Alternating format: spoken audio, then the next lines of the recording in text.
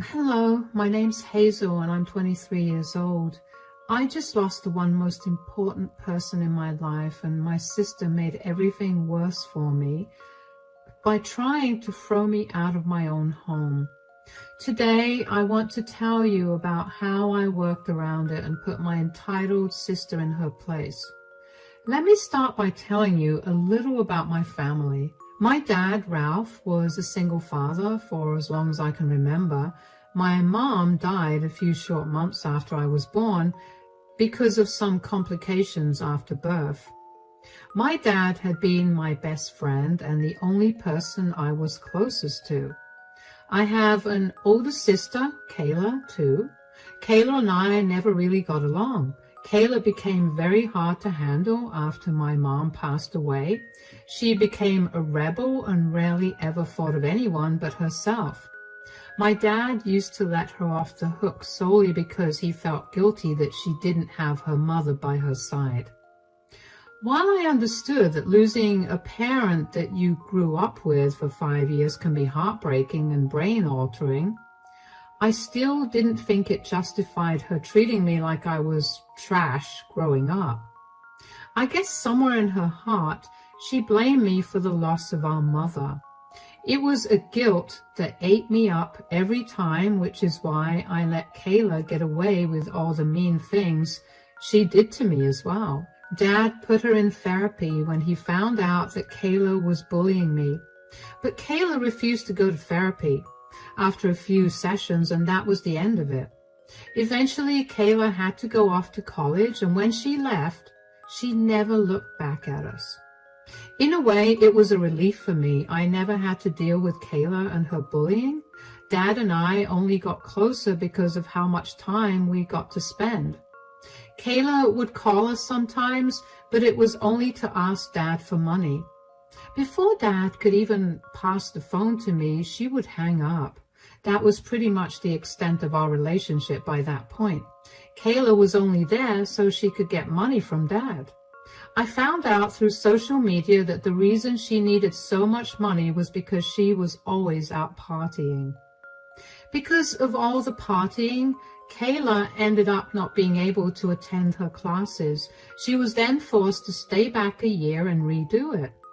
I don't know how she managed to graduate college, but I'm sure Dad had a stern talking to her about it, and I know it involved him cutting her off financially. Kayla barely ever called after that. Anyway, I also moved out to go to college, and while I missed Dad a lot, I still had a great time at college. Then, during my final year, I got a call from Dad. Now, don't get me wrong, I called my dad every single day, but only at night when both of us were done with our days. This call from Dad happened in the middle of the day, and I immediately knew something was wrong. Dad asked me to meet him that day because he needed to tell Kayla and me something. I dropped everything that I was doing and rushed over to Dad's place. I couldn't get my heart to stop racing, but I tried to remain calm for Dad's sake. I texted Kayla to see if she was on her way too, but she told me that she had better things to do than meet Dad, so she was partying. I rolled my eyes at her and tried my best to get all the bad thoughts about Dad's request to meet so urgently out of my head. When Dad opened the door, he looked tired. I greeted him with a hug and stepped into the house. Hey, Dad. Hi, sweetie. How you doing? Well, college is tough, but that's what I signed up for, so I'm just getting through it. What about you? How are you? Why the sudden call to come here? I have some news to share with you two. Speaking of which, where's your sister? I texted her when I got here, and she told me that she can't come because she's at a party right now. Oh, she didn't think that it was kind of alarming that you called us out of the blue and insisted on us coming over. It's okay then. You could pass the message on to her. Tell me, please. I know I look calm on the outside, but on the inside, I'm freaking out. Okay. I've been having these pains in my abdomen for a long while now, but I never got it checked out because I just thought that it was gas or something. Uh-huh. Well, a few days ago, the pain got really bad, so I drove myself down to the hospital, and I got myself admitted there. They ran a lot of tests on me, and finally what? They found a tumor on my pancreas. What? But it's not that bad. A simple surgery could take it out, and after some time for recovery, you'll be fine. Well, the surgery will be happening anyway, but they ran some tests on the tumor, and well, it's cancer. What? Please tell me you're joking. Sweetie, I would never joke about something like this. Have they mentioned what stage you're at? I'm already at stage 3. They can prolong my life just a little more, but there's not much hope for me. That can't be! Oh my God! Look, I know this is hard for you to take in, but I want you to know that you and your sister are the best things that have ever happened to me. You guys have made my life complete, and seeing you two blossom into wonderful women has been a pleasure. I don't know if that's true about Kayla, but sure. Sweetie, be nice. I know you're hurting on the inside, but we'll get through this, okay? Yeah, I'll move in here, and I'll commute to college. What? No, there's no need for that. Dad, you're going to need someone to take care of you, so let me do that. You don't have to spend your prime years at college taking care of me. Dad, I only have 1 semester left, and I'm not losing anything by taking care of you. I want to be able to spend as much time as I can with you, okay? I'm not taking no for an answer. All right. Thank you so much, sweetie. I kept a smile on my face while I was with Dad that day, but I broke down hard when I got back to my dorm. I couldn't imagine my life without Dad. I texted Kayla about what Dad told me, and she never responded to me.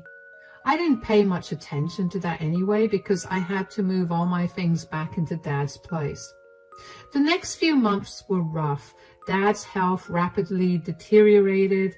Dad opted to get chemotherapy just in case there was a chance of getting rid of the cancer. I did my best to balance taking care of Dad and studying for college. I somehow managed to get through college, and let me tell you, my dad was the proudest dad I have ever seen at my graduation. Kayla barely ever visited. She would only ever come over to ask Dad for money. She never asked him how he was doing or if he needed any help. Whenever she came over too, she only stayed for 15 minutes at best before hurrying off to some party. I confronted her about her trashy behavior, and she told me to shut my mouth and mind my business. I could see her behavior was affecting Dad, but he never said a word. That only made me angrier, so I would be passive-aggressive whenever Kayla came over. One day, Kayla came over after not visiting him for 2 months. Oh, you finally came to visit Dad. Did the party you had to attend get cancelled? Shut up, Hazel. Girls, be nice to each other. But she never comes to visit you. It's okay. She's here now, and that's all that matters. Yeah, Dad's right. Leave me alone. Be glad that I came here to begin with. You must be here for a reason. You only ever come here when you need something. Hazel, that's enough. Your sister hardly does that. Last time she came here, she asked you for $300 so she could go to some party. Just drop it, Hazel. Anyway, how you doing, Dad? Chemotherapy is awful, but other than that, I'm doing okay. Okay, well, I needed to tell you something. Surprise, surprise. Can you just let me speak? What is going on, Kayla? I'm pregnant. What? Since when? I missed my period last month and this month too, so I took a pregnancy test and it was positive. Okay, and do you know the father of the baby? That's the thing. No way, you don't know who the father is, Kayla. You're barely earning anything. How are you going to take care of a child? You think I'm not worried about that? I wish I knew who the father was, but I can't seem to remember. You know, Kayla, I expected so much from you. I never thought that you'd be the kind to be this irresponsible. I never let anyone say a word against you for your lifestyle, but this is way too irresponsible even for you. I know. I don't expect any help from you. I just wanted to let you guys know about this. Good, because I would not help you out anyway. Wait, are you being serious? Of course I am. I'm done bailing you out of your problems. I'm already stressing out about how long I have left to live, and the stress of helping you raise a child is not something that I want to deal with. But I'm your daughter. How can you do this to me when I'm pregnant? You're kidding, right? You barely visited Dad after he got diagnosed with cancer, and you expect him to help you out? I'm sorry. I live a more fulfilling life than you do, but I don't have that kind of time to be here. And using that as a reason to make me and my child suffer through poverty is just plain cruel. That's not the reason. Now's the time for you to get your act together. Stop acting like you're still in college. You're 27, for God's sake. Act like it. Get a better job and work towards making a future for you and your child. Wow. You're the worst father ever. Kayla left, and neither Dad nor I made an effort to stop her. I was shocked at the news of Kayla's pregnancy, and so was my dad. But I was even more shocked that my dad put his foot down with Kayla. After years of letting her get away with everything, 27 years of her nonsense, by the way, he finally had enough.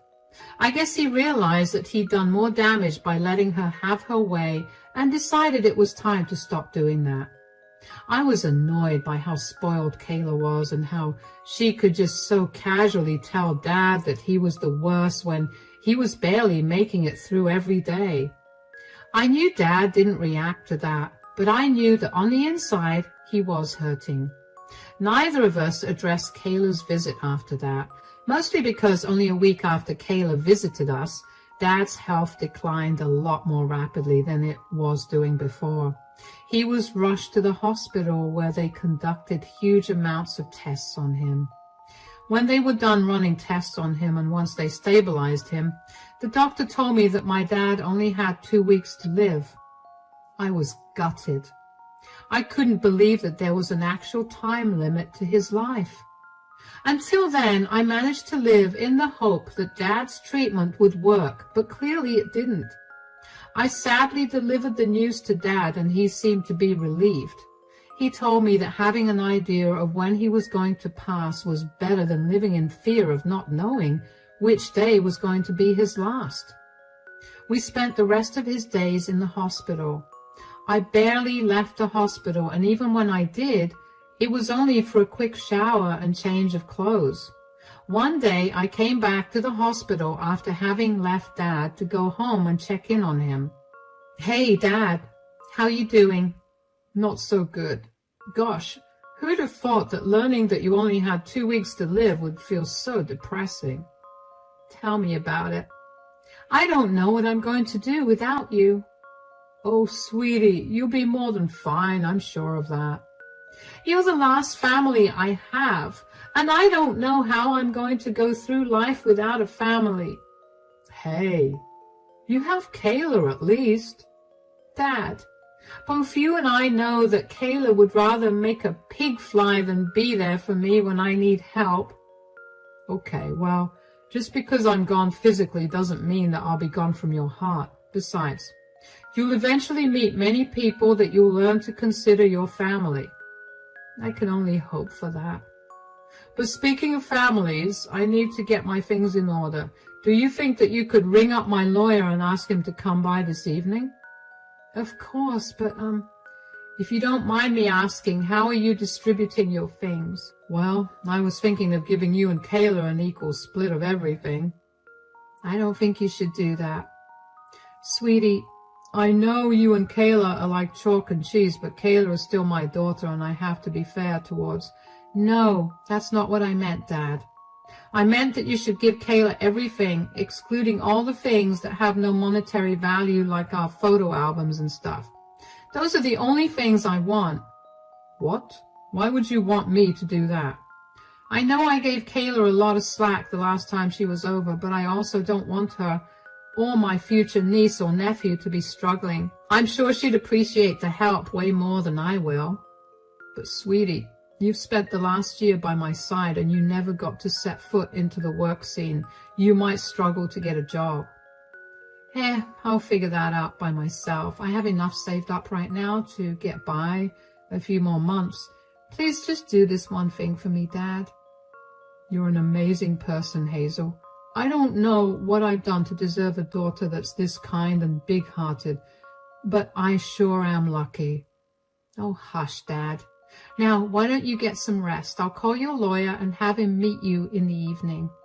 I know I sound like a saint and you're wondering what happened to all my distaste towards my sister.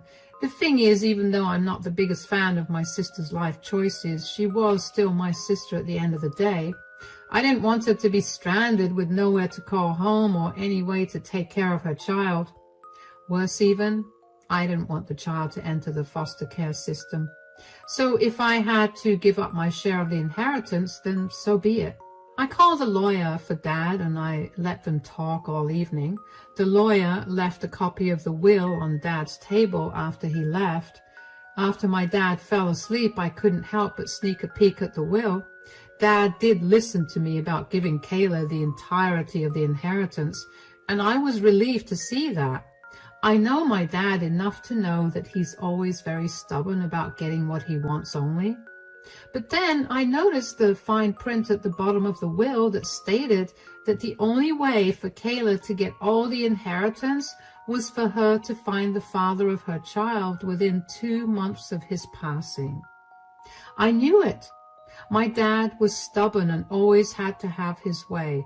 I couldn't help but feel so loved when I saw that, though. Even when he was living his last few days, he had my back. When I confronted my dad about his little clause, he told me that he was giving Kayla a fair shot at getting her act together. And he knew that I had a kind heart anyway, so I would split the inheritance with her, even if she didn't find the father of her child. He was just trying to help her get her life together. Dad passed away a few days after that, and I was beyond devastated. I was the one who came to his room and found him cold. I barely remember much of what happened after, but I know that I was one who took care of all the funeral arrangements.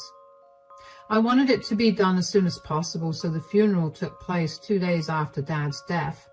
At that time, Kayla came to live with me. She barely seemed affected by Dad's death, but I didn't focus too much on it because I figured people grieve in different ways. Dad's funeral was hard to get through, but seeing so many people there made me feel good because I got to see how loved my dad was. After my dad was buried, Kayla went back home and I stayed back to talk to Dad's family and friends. While Kayla was there, she managed to find the copy of the will that I had seen when Dad made the will. She knew that she was the inheritor, and I imagined it made her very happy. Because when I got back home, I found all my things packed and kept in the living room, and I ran up to my room and found it empty. All of my things were gone, and only the bed and the dresser were there. I walked downstairs and saw Kayla standing there. Kayla, why is my room empty? Oh, I decided to get some cleaning done.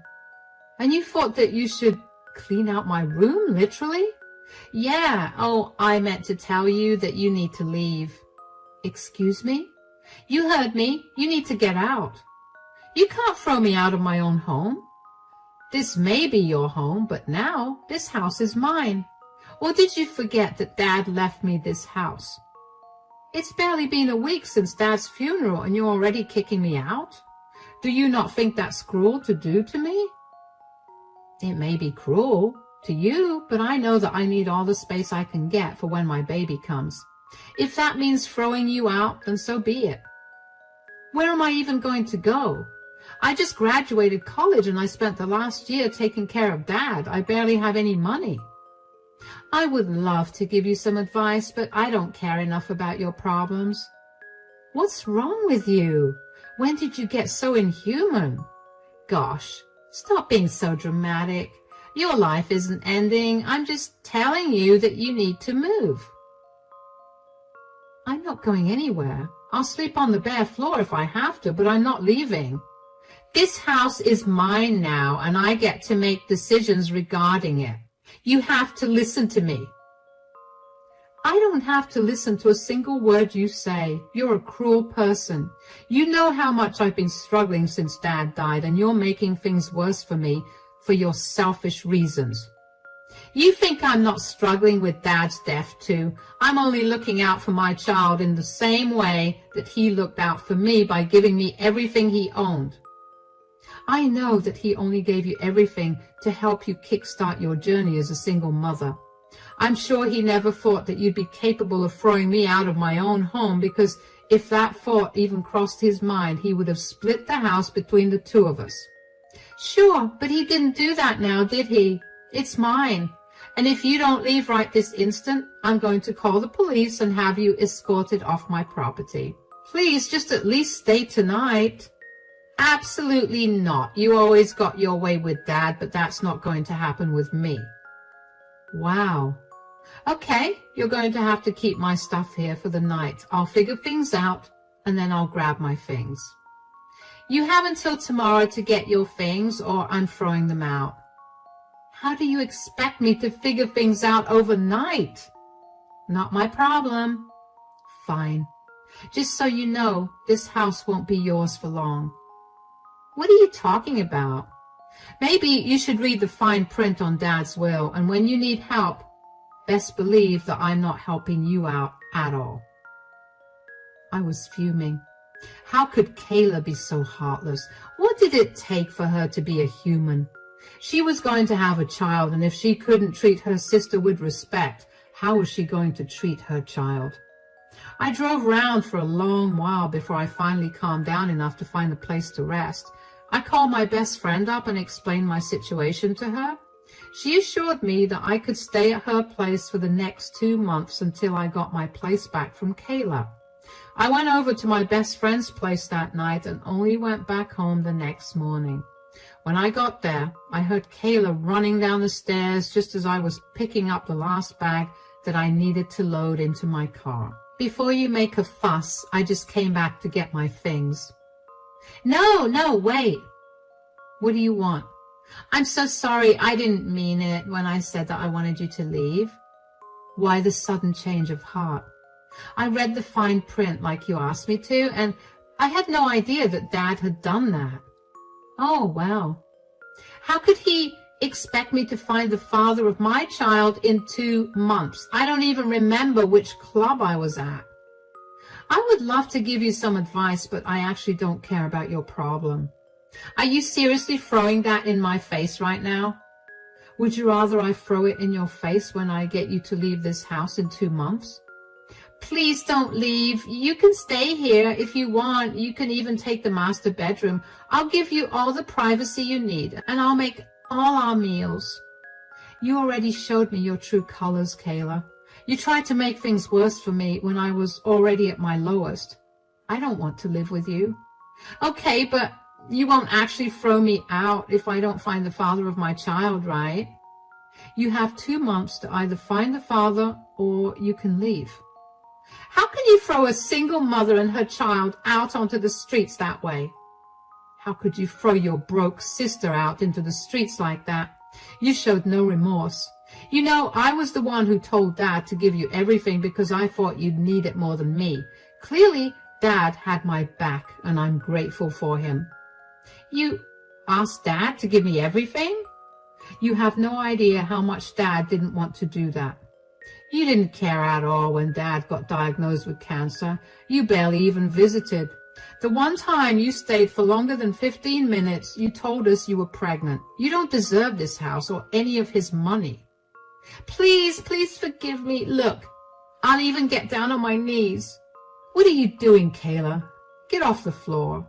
No, I'm really sorry. Please forgive me. What I did was horrible, and I promise that I'll work hard to make sure that I make up for my huge mistake. Please don't throw me out. You have 2 months, Kayla. I know you have enough money saved up to get yourself an apartment. I'm going to go now. I'll see you in 2 months. Honestly, I did feel a little bad for Kayla, but I was in no place to do anything about it.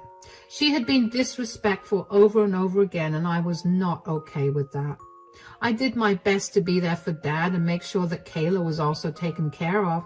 I did all the work that the two of us should have been doing together, and I still let her reap all the rewards.